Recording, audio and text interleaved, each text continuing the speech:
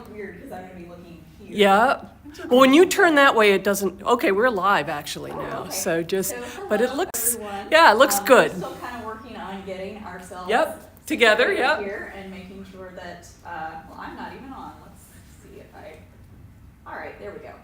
Is that better? Or I don't sound any louder to myself than I did That's before. because the thing that controls the speakers is dead. Oh, okay. I'll just talk louder. I guess. So do I need to have this on? Let me check. Yeah, even that. If it's out. Well, I assume it's because of the power design. Technical difficulty. The other thing, Yeah. that could be, not everything is on here. Talk a little more. Okay. Can you hear me? I'm not hearing it either. Yeah. Yeah, I I don't. guess you're out, yeah. Okay, so I'll just take this It off. must have something to do with the same strange projector problem we're having. Yep. So, Okay. yeah. Well, everybody, Yep, talk be loud. patient with our technical difficulties. If you can't hear me, just like Wave. wave and I'll talk louder. Okay. So I guess it's 9 o'clock, so we'll go ahead and get started. I know folks will trickle on in, but we're reviewing the first bit here anyway. I'm Courtney McKinney-Whitaker. I'll be joined in a moment by my husband, Pastor Stephen.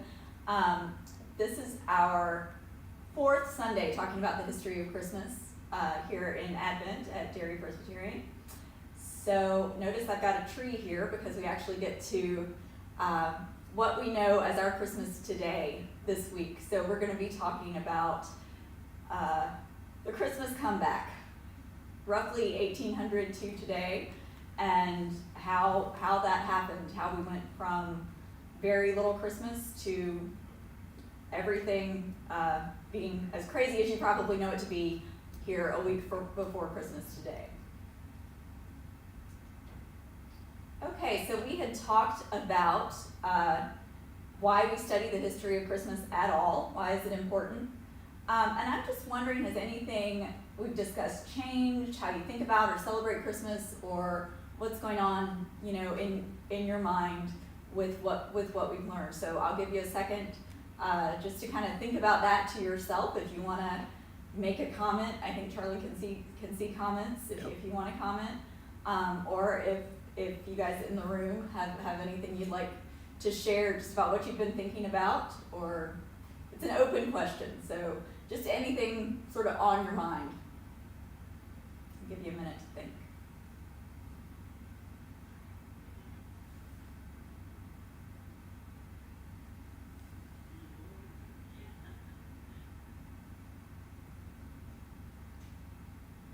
I think probably the one thing that I thought more about it certainly was how many of the Christmas traditions that we seem to have grew out of pagan kinds of things. Mm-hmm. I mean, that's interesting to me as to how that happens and how it evolves. Yeah, it is really interesting. I think we talked about the last couple of weeks how that image of the snowball and how Christmas is like a snowball and it just sort of rolls along picking up various things, and often it was an explicit decision on the part of the church to say, okay, these are things that people are already into, they already like. We're not going to say like, oh, we're going to take your winter party, because that would not be a popular decision at all. But what we are going to do is say we're going to shift it a little bit, and we're going to have the same thing, but we're going to give it a new meaning. So, and I was thinking this week about how obviously the church has loved puns, like ever since the beginning. Have you seen those those church signs where they always have crazy puns? And so since the beginning, I mean, it was like, oh, we're worshiping the sun, S-U-N, the return of the sun. The church is like, it's gonna be the sun, S-O-N. And I'm like, this is thousands of years ago, and they got a terrible pun. Just starting the tradition of how that works. So, yeah, we've got a lot to talk about today, so we'll get into more of that. Point to the computer, yeah. Yeah, there we go. So just to review, in case you missed a week or weren't here, this is our fourth week. Week 1, we talked about those pre-Christian roots and the seasonal celebration, the midwinter stuff with Yule and Saturnalia in Europe. Week 2, we talked about Christmas in the early church, as I was just talking about with their whole, explicit decision to take a lot of these traditions and co-opt them. And in the medieval era, last week we talked about the Protestant Reformation, the early modern era, when the Protestants were like, nope. Well, not all Protestants, but the Puritans, the ones we as Presbyterians, are sort of descended from, the Calvinists, the Puritans, and they were like, I'm gonna have some interesting stuff a little bit later on about how Presbyterians ended up getting back to celebrating Christmas. So we've talked a lot about this holiday 3-layer cake. Just want to remind us that first week we talked about the seasonal celebration, how holidays tend to start out seasonally for whatever reason they are at a time of year that makes sense for that. Then they get that religious or national overlay where we take that and we say like, okay, but here's the real meaning. Here's the true meaning. And then today we're going to end up talking about a lot of that modern popular culture and how we came to celebrate the holiday that we have today, because it's actually a very recent phenomenon, as we'll see. Okay, so before we talk about Christmas, we need to talk about some really important context for what's going on, because of course, nothing happens in isolation. It's all influencing each other. So some big, really important things that are happening around the time when Christmas really starts to make a resurgence. First of all, think about the French Revolution. Roughly 1787 to 1799, famous for, the tumbrils and the guillotine and class warfare, essentially. We're going to talk a lot about class warfare this week because it has a lot to do with Christmas. So that's in France. In the United States, we're having, in roughly that first decade of the 19th century, big debate, Jeffersonian democracy versus federalism. So Jeffersonian democracy is more, weak central government and strong state governments, more power to the people. Federalism is more, if you've seen Hamilton, there's the rap battle between Hamilton and Jefferson, and that's kind of what we're talking about today with that. Federalism, strong central government, really looking to more of an idea of rule by elites and not by the people. One of my favorite stories about this, I love John Adams because he's really funny, and people don't give John Adams credit for being funny a lot, but they were saying like, so the Jeffersonians were like, oh yeah, the people should vote. The people should choose their leaders, yada, yada, yada. And John Adams was essentially like, have you met people? Like, that's not a good idea. People aren't good at that. So, two big things, class issues happening here. It's a big deal. People are scared. The French Revolution scares people to death, not only in France, but in England, and even in the United States. Because what happens, it's mob rule. It's people are, trumped up charges, hey, you're rich, let's cut off your head. So that's gonna make rich people nervous, which is gonna change Christmas. Then we also have the Industrial Revolution going on. So there's a shift from a rural agricultural society to an urban industrial society. If you like to complain about Christmas being commercialized, ta-da! We have stuff now. We can make stuff.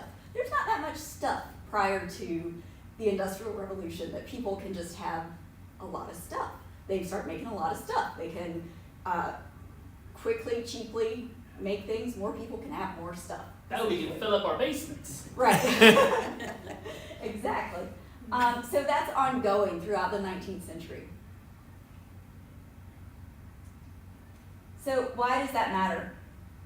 Okay, so our landowning elites feel extremely threatened, both figuratively and literally, and they often are. Okay, they are not imagining this. They are in physical danger from poorer people, working class people who are pretty mad at this point, and understandably so. There's a growth of a middle class happening, which is kind of precarious. So it's like if you are an artisan, say, you make stuff, you're kind of working class, you've gotten a little bit of power, a little bit of money, a little bit of class prestige, a little bit of stuff, a little bit of property. But your membership in that middle class, in that emerging middle class, is extraordinarily precarious. So, one wrong move, one missed paycheck, you can fall out of it. And that's scary for people. That's something that we talk about today. I've seen it a lot, recently about how easy it is for people to kind of lose their middle class status. And that's a problem. There's an older paternalistic system. Paternalism, of course, means fatherly system of landlords caring for tenants, which probably is a bit, nostalgically exaggerated in our memories how kind and wonderful it was. But it does exist, and it's dying off. And that's an issue because we're losing kind of that idea of noblesse oblige. Like if you have money, if you're in power, if you're a landlord, it's your job to care for your tenants and to make sure that they have what they need. And there's a rise in large numbers of what we're calling the urban poor. People are moving to cities for jobs. Sometimes that works out for them, sometimes it doesn't. But as people are moving off the land and into the cities, huge rise in numbers of urban poor. So the 19th century sees ongoing class warfare. Christmas is absolutely one of the battlegrounds. So keep that in mind because that's going to be a big issue with everything that we talk about today. Okay, so the Knickerbockers. Play basketball. Okay, while you're making comments from the peanut gallery, would you do me a favor and look up Twas the Night Before Christmas on your phone because I forgot to bring my copy. Shame. I know. So the Knickerbockers, they do play basketball. This is where we get the New York Knicks. So Knickerbockers are like short pants, short bloomer-like pants that the early Dutch inhabitants of New York sort of famously wore. You'll see it in pictures. Yeah, they're called Knickerbockers. But the Knickerbockers that we're talking about today are a group of wealthy, politically conservative, so they're Federalist, New Yorkers, and they're doing what people love to do. They're like, hey, let's make up a history for ourselves. People love to do it. Like the Scottish. Truly. Okay, that's another good example. And all of this actually happens right at the same sort of time. So they are inventing this idealized Dutch New York past. And in the process, they developed many of the aspects of Christmas that we celebrate today, including most famously, we're going to talk about him a lot. So if you got any young children watching, you may not want to watch this section, use your judgment. We're going to talk a lot about Santa Claus and sort of the development of that because it's very key to all of these issues. You'll never think about any of this the same way again. Sorry. 40 ruined Christmas. I know, truly.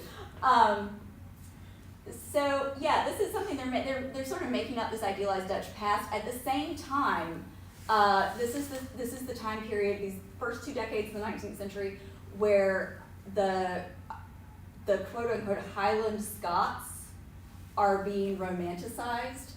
There's a threat that's been eliminated there for the British. They're like making up this whole thing about tartans. Okay, that whole thing about every family has their own tartan, that is a load of absolute nonsense. It is not true. It was invented in the 19th century, and today it's a great way for people in Scotland to make money off Americans who don't know any better. That whole Kirkin of the tartan thing, no. That is very silly. It has nothing to do with an actual past. It was invented. It was invented, and when we went to Ireland this year, I saw that the Irish have taken a page out of the Scots book because now they're making up Aran sweaters that supposedly you can get in your family's pattern, and they like just made that up like last year. You know, I mean that's like a very recent thing, not even like an old thing. So you know, keep in mind a lot of this stuff is invented, and this is a time when this is happening. I've broken some hearts out there, I'm sorry. Okay. So these folks are mostly of British, not Dutch ancestry. They're not Dutch themselves. They are Episcopalian, they're high church, they're old money, they're scared to death of the rising working class and even what we would term the bourgeoisie. One of the guys, this is the founding father you've never heard of, John Pintard. Let's make a musical about it. Yeah, let's do it. So in 1804, John Pintard founds the New York Historical Society. And historical societies, you know, anyway, their idea is they're going to emphasize the city's Dutch heritage. So what are they doing? They're super nervous about what's going on currently. So they're like, hey, let's go back in the past when things were better. And when everything was cool and the poor knew they did their thing, we did our thing, everybody knew what they were supposed to do, and it wasn't as crazy as it is now. So in 1810, he founds the St. Nicholas Day dinner. And he commissions a new woodcut of St. Nicholas in bishop's robes. And this is important because it's when the ball is going to start rolling towards Santa Claus and Santa Claus as we know him today. So he would celebrate St. Nicholas Day and New Year's Eve even before it was popular, when people were still like, oh, that's super Catholic, suspicious, you know, don't do that. But he was into it. He absolutely, definitely felt the urban poor to be a personal threat, and in many ways they were. We have records from him. He wrote a lot about it, where he's talking about, you know, he's in his house New Year's Eve. New Year's is the big holiday prior to Christmas developing more, and he hears people breaking in, because what's happening with these rising numbers of urban poor, they are taking that old sort of wassailing tradition, which, as we talked about a couple weeks ago, was never entirely benign. It was very much a way of that inversion that we talk about, the inversion of social class, inversion of age, inversion of power. And Christmas is a time of inversion of power. And this is really increasing, and it's becoming dangerous. People actually are breaking into his house to get stuff. So it's class warfare. It's not pretty. He very much wanted to establish a lot of national holidays. He worked on Washington's birthday, the 4th of July, Columbus Day, and he was one of the guys who was willing to manufacture some history to go along with them. And whether he personally, I think he personally believed it, you know, all this stuff that he essentially made up, but we can convince ourselves of a lot of things. So John Pintard, he's the guy you never heard of. So the toast by Dr. David Hasluck. Stephen, I'll let you read that because you're good at reading things in a good voice, and you need some time. Not easy enough. To the memory of St. Nicholas, may the virtuous habits and civil manners of our Dutch ancestors be not lost in the luxuries and refinements of the present time. So yeah, we're too fancy now, right? Things are too, you know, commercialized. We should go back and To the simple things to the in simple life. things in life, to the simple Without times. video games. When all we Right. had were rocks and the sun to play with. Exactly. To make some nice shadows, right? Okay, you've probably heard of this guy, Washington Irving. Without Washington Irving, there is no Santa Claus. So if you enjoy Christmas, everybody say thank you, Washington Irving, because that's why we're here. So he's Pintard's brother-in-law. You're gonna notice all these guys are really closely related. They're a group. They're a little clique. He's also a member of the New York Historical Society, and as we know him, he is our first internationally important American author of fiction. There have been internationally important poets before, Anne Bradstreet, Phyllis Wheatley, women, I will point out. But as far as fiction goes, Washington Irving is our first internationally important American fiction author. And he's going to have some important works, and we want to talk about those. One of those is A History of New York by Diedrich Knickerbocker. That title goes on and on forever because it's meant to be funny. So here's the thing I want you to remember about Washington Irving. He is almost always, tongue firmly in cheek. People take like The Legend of Sleepy Hollow and they make it scary. If you read it, it's not scary, it's funny. Like, it's a joke. Like, everybody knows what's going on except for Ichabod Crane. And That's true. it's funny. So, Diedrich Knickerbocker is a character he makes up. He often writes in character.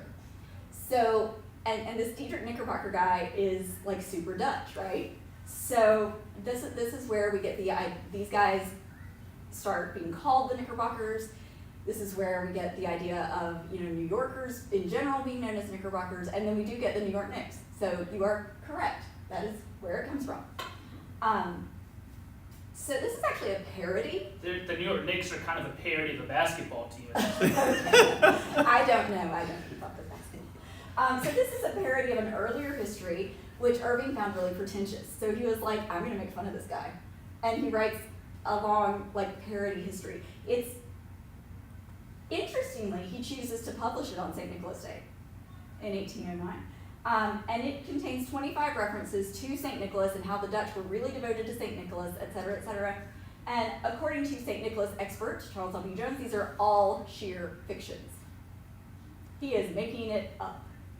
But a lot of people took it seriously and continue to take it seriously. This is a real issue that I found as a teacher, is that it's very hard sometimes for folks to understand satire, for folks to realize this isn't serious, you're meant to laugh at this, he's making fun of something, and then they take it seriously, and then get all confused and upset. Like when people think the Onion articles are real. Right, They yes. get really upset. Exactly. Yeah, Babylon Bee.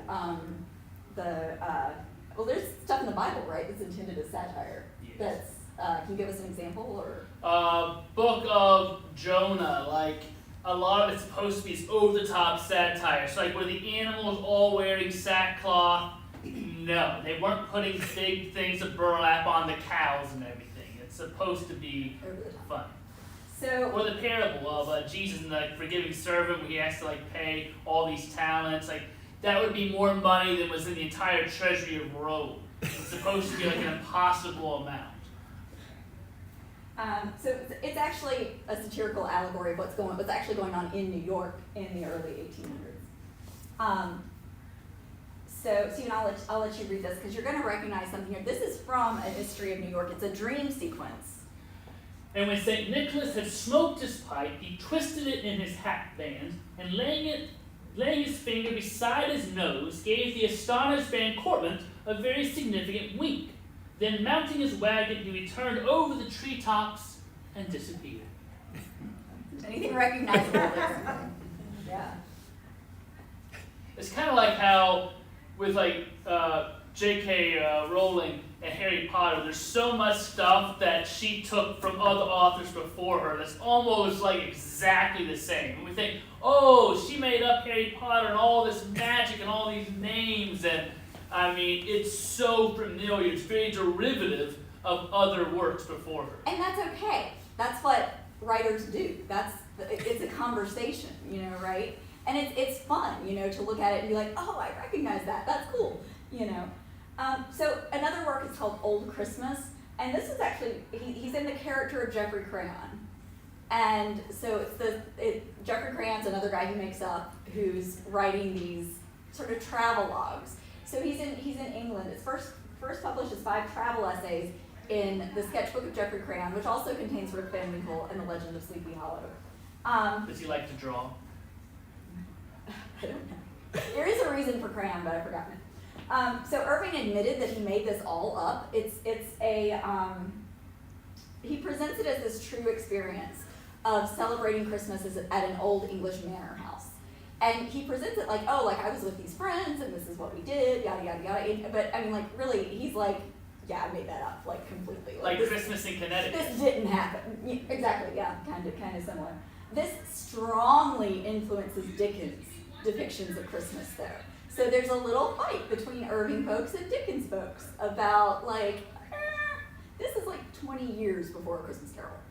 A couple years ago, there was a movie, The Man Who Invented Christmas, about Dickens. This is based on a book. Yeah, so like, did Dickens really create all this stuff, or is he really taking Irving? So the Irving folks kind of feel left out, like, hey, this wasn't all over in England. Give us some credit. It's actually not, and that's another thing that we're going to talk about a little bit later. We often think of things as coming from Europe to America. Christmas is very much something that started in America. USA. As far as our modern Christmas goes, and then got exported to the rest of the world. So like iPhones.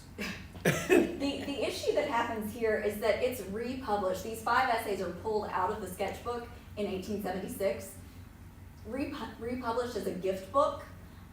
Randolph Caldecott does the illustrations of Caldecott metal fame. And what happens is by 1876, everybody's forgotten that this isn't real, that he made it up, and so it's published as, it's often by this time taken as an accurate depiction of an old-fashioned holiday, even though it was kind of Irving and then Dickens as well, imagining what they would like to see and creating Christmas with their words as much as, as much as anything else. Like Lord Ingalls Wilder's and our perceptions of the great. Yeah, absolutely. So you may know this guy, Clement Clarke Moore. You don't know Clement Clarke Moore? Okay, there we go. Somebody's nodding. Okay, so he is a very wealthy friend of Irving and Pintard. In fact, Pintard is very class conscious, and he even has a thing like, he's like, I'm not worthy with Clement Clarke Moore. He owns most of Chelsea. He has if you're familiar with the Chelsea district in Manhattan, Chelsea was actually his mother's estate. Christian prolific place for Chelsea. Okay, that's a different Chelsea. Different Chelsea, yeah. Yeah, that In the same area. It's not. No. Okay. Okay, so just to be clear, Stephen's confusing us right now. The Chelsea I'm referring to is in Manhattan, in New York, is the Chelsea district. So it was his mother's country estate he inherited from her, probably named after the Chelsea district in New Chelsea. England, which is what Stephen is referring to. So he claims authorship of an account of a visit from St. Nicholas in 1844. Now, an account of a visit from St. Nicholas, you know better probably as 'Twas the Night Before Christmas. Yeah. So, and if you know Clement Clarke Moore for anything, probably you know him for 'Twas the Night Before Christmas. Okay? I'm about to blow your minds. Get ready. Everybody ready to have your minds blown, Christmas ruined, yada, yada, yada. I'm just kidding. Henry Livingston Jr. Ever heard of him? Livingston's a big name in New York history. He is a veteran, an officer in the Continental Army during the Revolutionary War. And based on extensive linguistic analysis, most scholars now attribute authorship of what is the most popular poem in American history to him. However, old legends die hard, and this has not penetrated public consciousness or publishers' catalogs. People are not ready, even though they have no clue who Clement Clarke Moore is, not ready to let go of Clement Clarke Moore as the author of 'Twas the Night Before Christmas.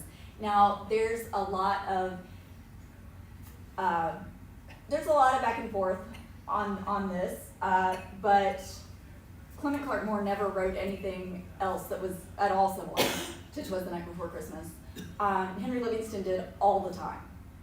The idea is he wrote it for his children, recited it. A servant in Moore's household heard it over at Livingston's household. It gets sort of transmitted. It could be that Moore even thought he made it up. It happens. I mean, however, he doesn't claim claim authorship until well after Livingston is dead. So, you know, it's Convenient. convenient, you know, and most scholars, I mean, they're good at this stuff. I trust them. It's you know how you can look at a painting and tell who the actual artist is. It's similar. Linguistic analysis tends to be very accurate. So maybe give a little nod to Henry Livingston Jr. on Christmas Eve. And we get into here the steps in the literary creation of Santa Claus. Santa Claus is very much a literary creation, and this is literary history is my wheelhouse. So I love this. In 1809, in the history, Irving introduces a St. Nicholas figure, who is a genial yet obviously patrician saint, dressed in a broad hat and invariably smoking a long pipe. Keep that pipe in mind, because that Like pipe, Gandalf. like Gandalf, Yeah, that Gandalf's, yeah, that's a that good one. pipe is going to be important. So keep that long pipe in mind. Now, patrician, the Knickerbockers were really big on patrician versus plebeian, and they were patricians, and they would tell you that. And everybody else, you know, the bourgeoisie, the middle class, especially the working class and the urban poor, were plebeians, and these were the words that they used. So they are definitely snobs. I mean, sometimes we have this idea that, oh, you know, in the United States we try to have a classless society, which is not remotely true, and was not even a goal necessarily early on for a lot of people, particularly the Federalists. They were not like all about everybody getting power. That was not their deal at all. He drives a horse-drawn wagon over the rooftops. So we got a little something there. 1810, we get Pintard's woodcut that he commissions. He's not doing this himself, he's commissioning it. He's a serious figure of authority. He rewards and punishes, but he's still like St. Nicholas is somebody like you're not gonna mess with. You're not gonna go sit on his lap, right? I mean, it's He'll punch you in the face, as we said a couple weeks ago. also not true. But you want it to be true. I think it's true. Okay. So there's another anonymous poem in 1810 that reinforces that idea of St. Nicholas. He's rewarding and punishing, yada yada. In 1821, there's a small illustrated children's book. Now this would only have been available to your wealthier children. Books are very expensive. It calls him Santa Claus. We start to get that shift from St. Nicholas to Santa Claus, Sinterklaas. It's easy to see where we got Santa Claus from Sinterklaas, as they're emphasizing these Dutch words. He comes on Christmas Eve, drives a sleigh pulled by one reindeer. It remains a mini version of the Day of Judgment. This is what we want to think about as we're thinking about this literary development of Santa Claus. All of these things are designed to sort of train children for, like, hey, have you been naughty or nice? Because at some point, you know, when Jesus comes back or whatever, you're going to be essentially asked that same question, but on a cosmic scale. So this is not like just a little bit of innocent fun. Okay, so actually I'm going to talk a little bit more. Wait. Okay, hang on. I felt like there was something I needed to say before that. Okay, so one thing, do you have Twas the Night Before Christmas ready for me? Yes. Thank you. So you can, an account of a visit from St. Nicholas, Twas the Night Before Christmas, just the night before Christmas, has many titles. It's in the public domain, so publishers can do what they want to with it. Anybody can take it and illustrate it. It's free, essentially, is the point of that. But I want you to think about these issues that Pintard was concerned with, because we're going to see them show up in Twas the Night Before Christmas. Yeah, thank you. Okay. 'Twas the night before Christmas, when all through the house not a creature was stirring, not even a mouse. The stockings were hung by the chimney with care, in hopes that St. Nicholas soon would be there. Notice he is St. Nicholas throughout this poem. He's not Santa Claus in this poem. And then we get to, everybody's sleeping, it's a peaceful night. When out on the lawn there arose such a clatter, I sprang from the bed to see what was the matter. Away to the window I flew like a flash, tore open the shutters, and threw up the sash. We joke a lot about Santa Claus breaking and entering nowadays. Like, if you haven't seen that joke, I mean, it's everywhere. People talk about, like, oh, we encourage somebody to, like, break into our house. Not a joke for the Knickerbockers. Not a joke for them. This is something they fully expect to happen, especially on Christmas and during the Christmas season, because this is the time of year when large roving bands of largely young males are out making trouble. They have heard this. Pentard has heard this. Irving has heard this. Their houses have been broken into by these folks who are out to get what they can from the rich folks. This is a serious thing. And then, of course, we get so much, the 8 tiny reindeer, the little old driver so lively and quick. Listen to that. He's tiny. He's small. He's a little guy. He's not like a great big huge Batman. I didn't hear you. But he's not a great big like grown man, basically. He's an elf. He's small. So lots of that. And I'm going to get to the point where we talk about how he looks. He was dressed all in fur from his head to his foot, and his clothes were all tarnished with ashes and soot. A bundle of toys he had flung on his back, and he looked like a peddler just opening his pack. The stump of a pipe he held tight in his teeth, and the smoke, it encircled his head like a wreath. Okay, so there is a lot going on here. He is being explicitly coded as part of the urban poor, as part of the working class. And we know this because he looks like a peddler. He is no longer St. Nicholas. He is not an imposing authority figure. He's not. So he's described as a peddler who is like, kind of one of the much lower class folks who they don't even have a place of business. They're going from place to place. But what we really know is the stump of the pipe. The stump of the pipe is what matters, because there's been extensive research done on this, and it's really interesting. If you're a rich guy, if you're like a Knickerbocker, and you're going to smoke your pipe, you're going to have a nice long pipe. Your pipe is going to have I don't know what that part of the pipe is called, but anyway, it's going to have a long, whatever it is, stem, yes, okay, I think it's stem. Anyway, if you are a poorer person, you're going to have a very short pipe. You're going to have the stump of a pipe. And this is not because of economics, interestingly. It is because the pipes cost the same thing. In fact, archaeological evidence has shown, and if you do any archaeological evidence stuff from this period, you will get so many clay pipes. I mean, like, it's just clay pipe after clay pipe after clay pipe. I mean, because, I don't know why, they break, people used them a lot.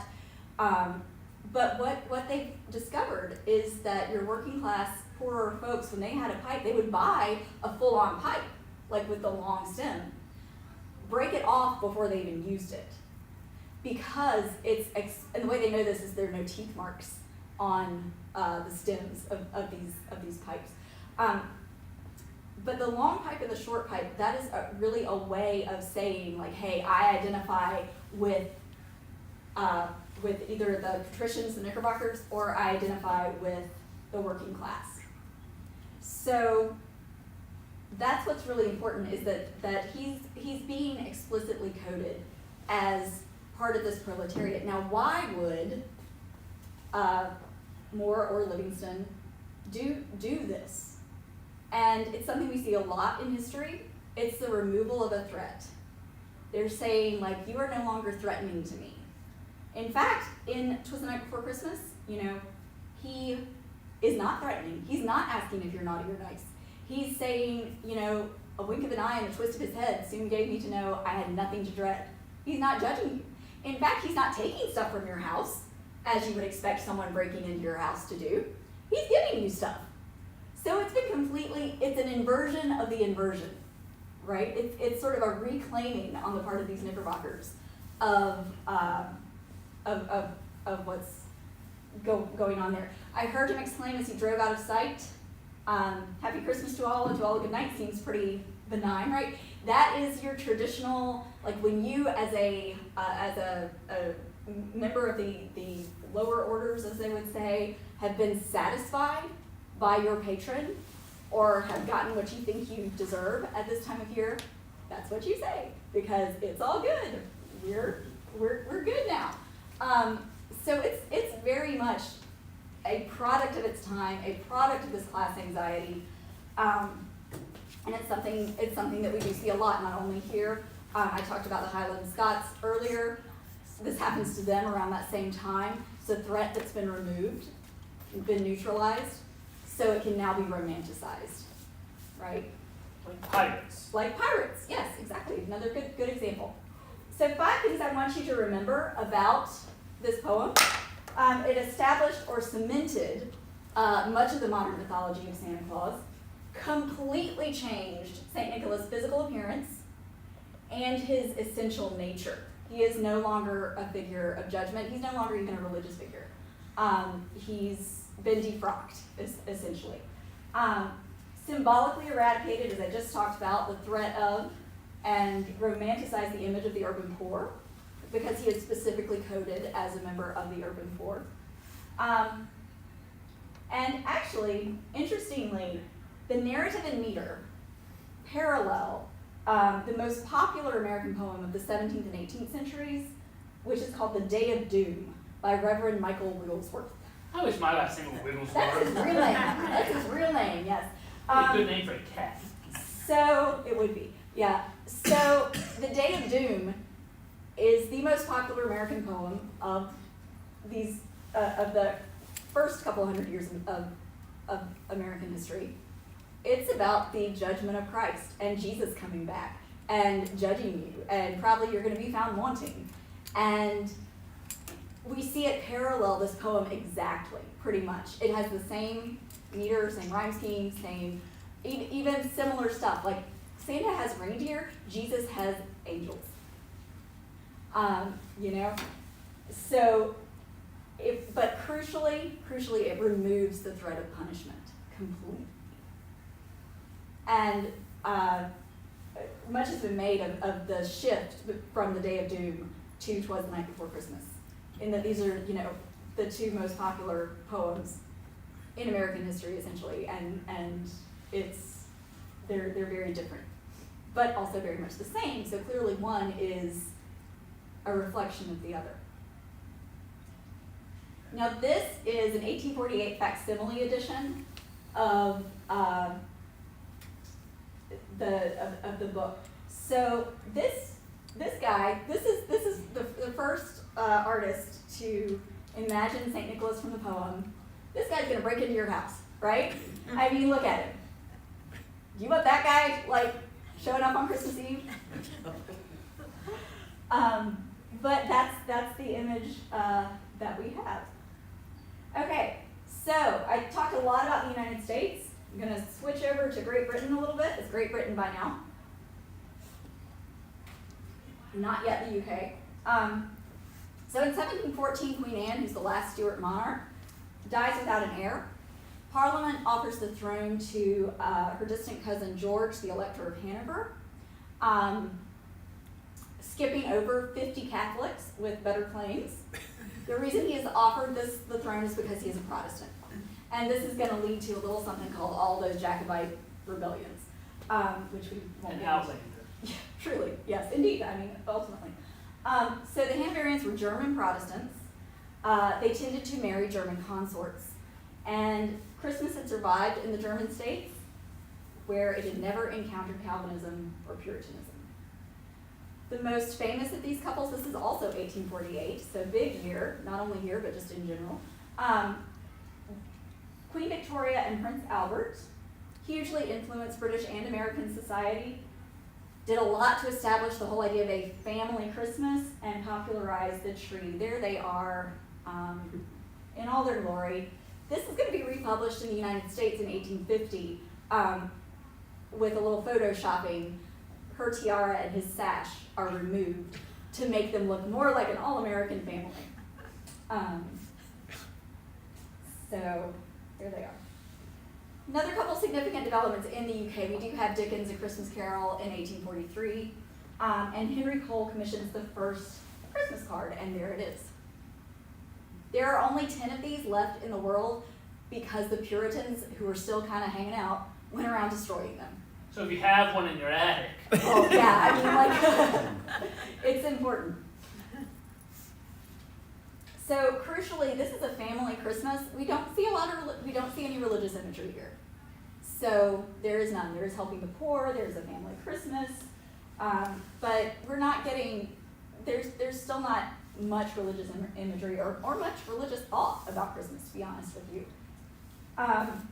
So the revival of Christmas really took off mid-century in both Great Britain and the USA, and there's a huge amount of reciprocal influence. So when we talk about this time period, we talk about Anglo-American culture. They're reading the same books, they're being influenced by the same stuff. It's going back and forth. So it comes just absolutely roaring back as a midwinter celebration centered around home and family and children, which had never ever been the case before. Okay, like that, this is new. This is, and there are some really crucial reasons for this, going back to that class warfare that we talked about. So, it had always been public before. It had been in taverns, sometimes in churches, if you weren't Calvinist. Out of your house, it wasn't a home thing. So why? Okay, so Victorian society is pretty generally obsessed with the idea of home and family. They're responsible for what we call the invention of childhood, where we first start thinking of children as fundamentally different from adults. That had not been the case before. And during this time, age rather than social class becomes the axis of giving. So it had been, the rich give to the landlords give to tenants. Giving had been done along those social class lines. However, we still get this inversion of power, but rather than giving to the poor, parents start giving to their children, and the children become sort of the masters of Christmas, you might say, as opposed to, giving power to your tenants or whatever. So, and this is key. This celebration turns inward, partly because public life and direct interaction with the poor became too dangerous for the middle and upper classes. The French Revolution has just happened. It is within living memory. Wealthier people are scared. They are scared. New York City is having massive exponential growth as a city. The slums are happening, the Bowery. You ever seen that movie, Gangs of New York? That kind of thing. It became dangerous. So, this is key.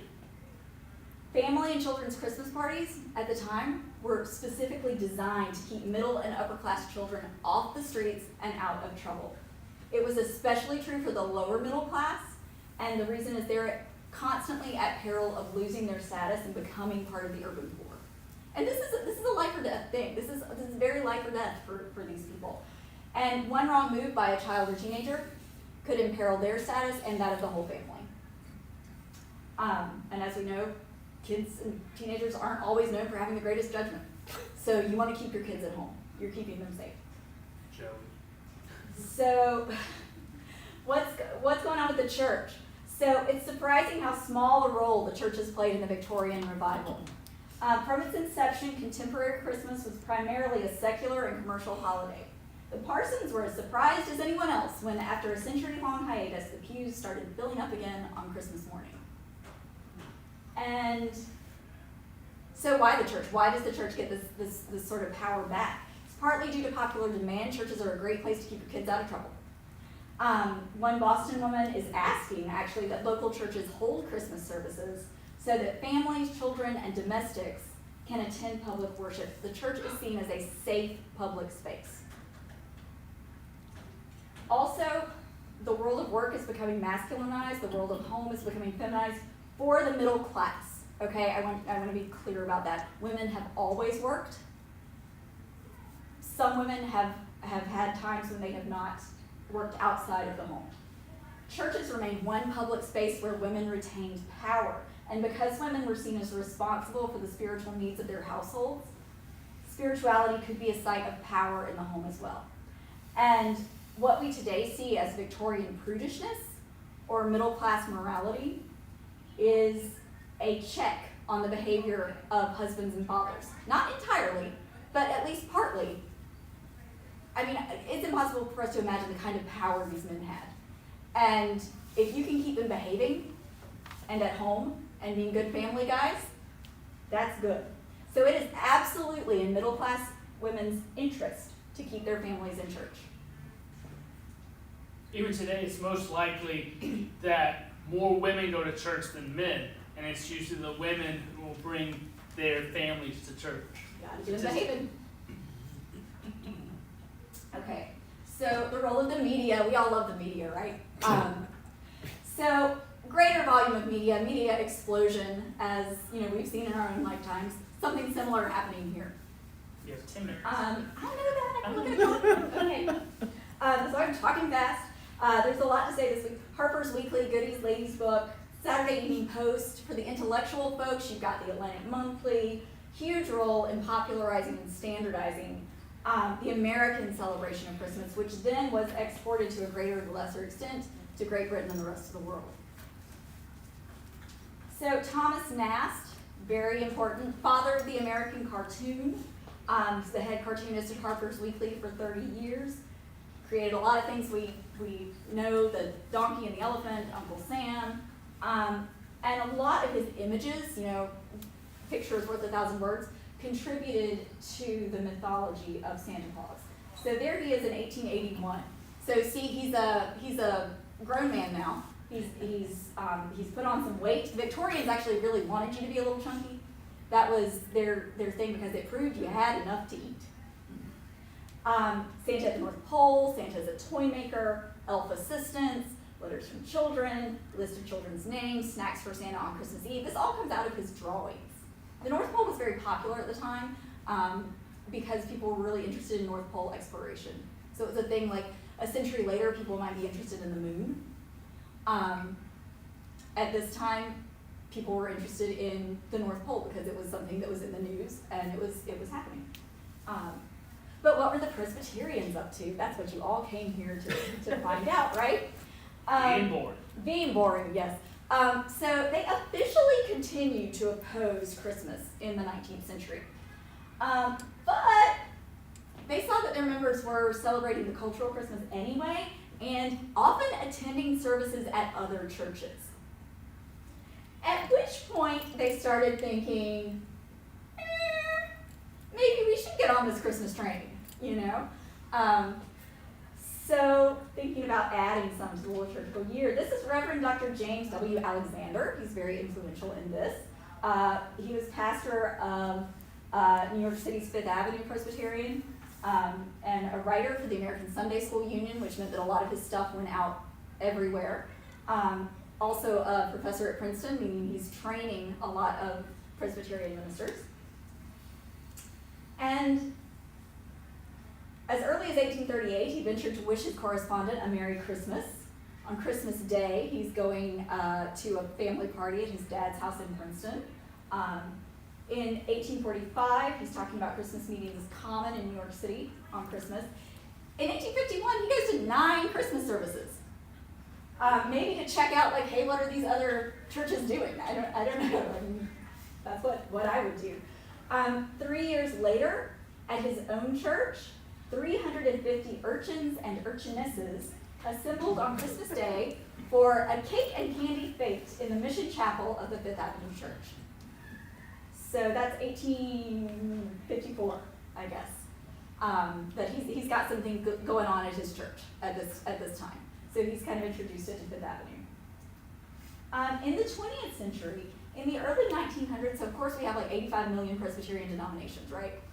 So the General Assemblies voted to allow Christmas worship.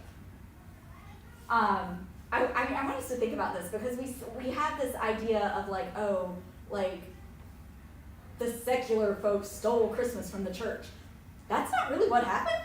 It kind of went the other way, to be honest.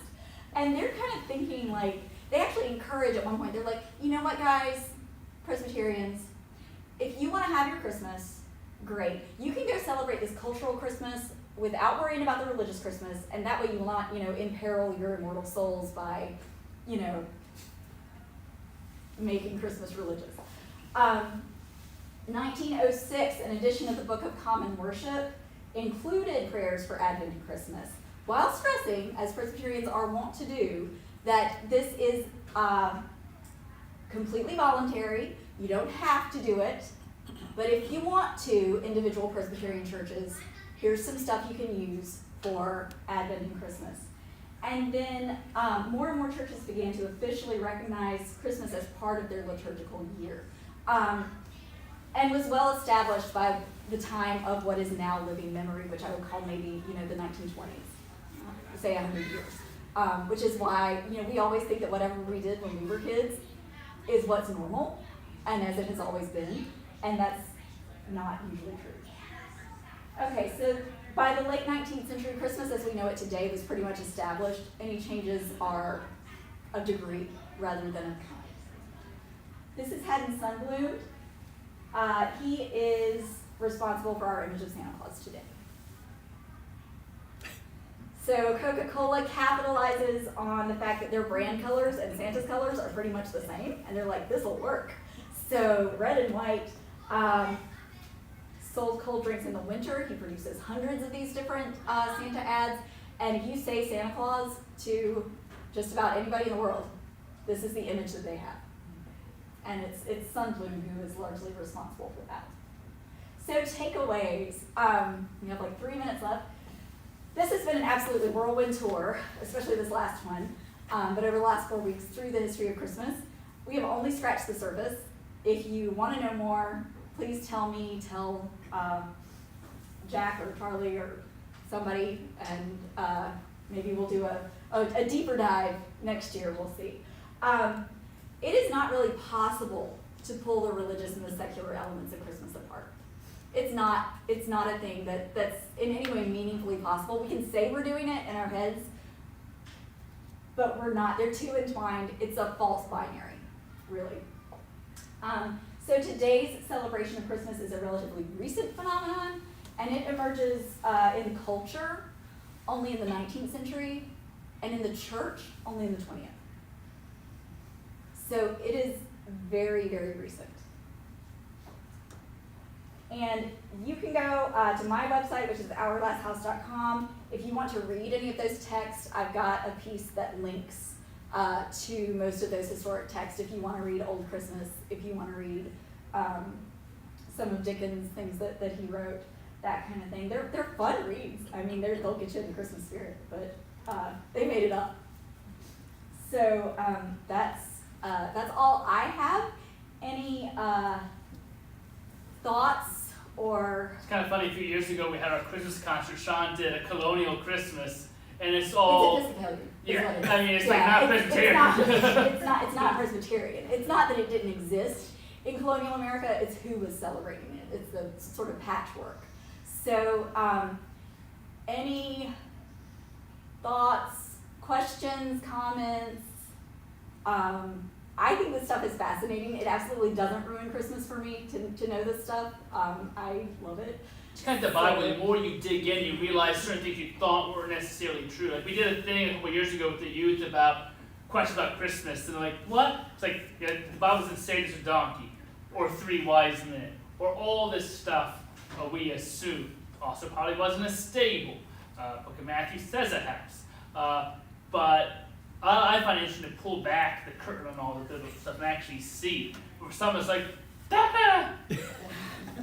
So yeah, Jen. We came late, so you might have covered this already, but what would have been the church's motivation for not wanting? Not wanting Christmas? That was last week. Yes, like not wanting to recognize it, even in their own way. Yeah, so last week we talked about, and I think this is online, right? The earlier So you may want to go back and watch last week's, Okay. because I talked about the Protestant Reformation. And so sort of the big thing was like, this is a Catholic thing, and it's not in the Bible. It's not, the early Christians didn't celebrate it. We're trying to purify the church. And that was, you know, for the Puritans, that was their thing. And anybody who was influenced by Calvin, which would include Presbyterians, it's sort of this idea of like, this is not a